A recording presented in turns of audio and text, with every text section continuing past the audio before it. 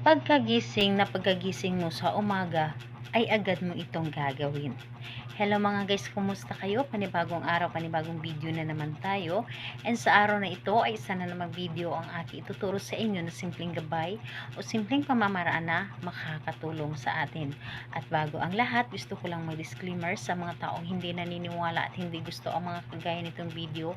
Please skip this video and maghanap kayo ng videos na gustong gusto nyo dahil ang video na ito ay para lamang ito sa mga taong naniniwala and gusto mag-try.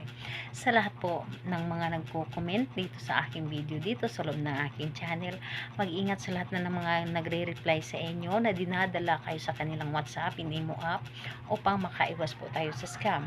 And ayun po, ituturo ko sa inyo paano siya maghahanap sa iyo palagi. Yung tipong pagkagising niya sa umaga ay ikaw ang nais niya makita o makausap. So, ito ay pwede mong gawin sa parehas ang kasarian, babae to babae, and lalaki to lalaki. And syempre naman sa ating babae at lalaki na mag-partner. And pwede mo rin itong gawin kahit na kayo ay magkalayo o magkalapit sa isa't isa. So, dito po is wala tayong ibang ihanda kundi yung panulat lamang. Kailangan na sa gabi pa lamang ay maghanda ka na ng panulat. So, kahit anong klaseng panulat, basta ito ay makapagsulat. So, ayun po, kapag ready ka na, kailangan mo lang din dito na kapag gagawa ka ng isang ritual, kailangan ay buo ang inyong loob. And naniniwala ka sa inyong dapat na gawin dahil kapag wala kang tiwala at naniniwala ay masasayang lamang ang inyong mga ginawa. Ito ay simple ngunit napaka-epektibo nito. So kapag ready ka na, pwede mo itong umpisahan.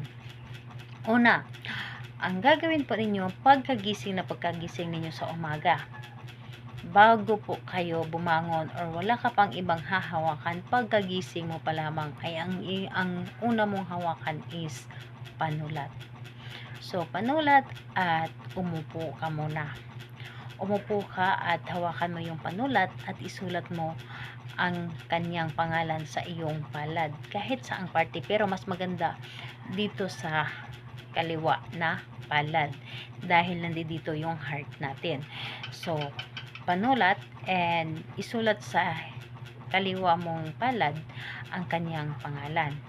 So, pangalan niya at apelyido at isulat mo rin dito na lagi mo akong hanap-hanapin sa bawat oras.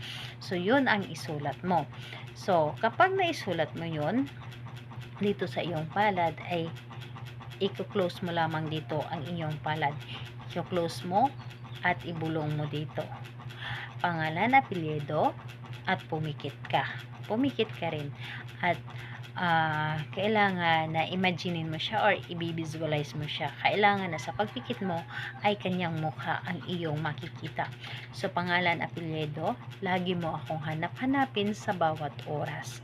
Pagkagising mo sa umaga, ako ay iyong hanap-hanapin at ako ay iyong gustong makasama. So, yun ang sabihin mo o kung meron ka pang ibang sasabihin, mas maganda isabay mo na ang pagkasabi and kailangan na nanggagaling sa iyong puso ang iyong mga sinasabi para mas mabilis itong umepekto. So, pagkatapos nun ay idilat ang iyong mga mata at hayaan mo yung nakasulat dito sa iyong palad. Paano ito kapag ako ay manghihilamos? Wala pong problema, hayaan ninyo na mabura itong sinulat ninyo habang kayo ay nanghihilamos.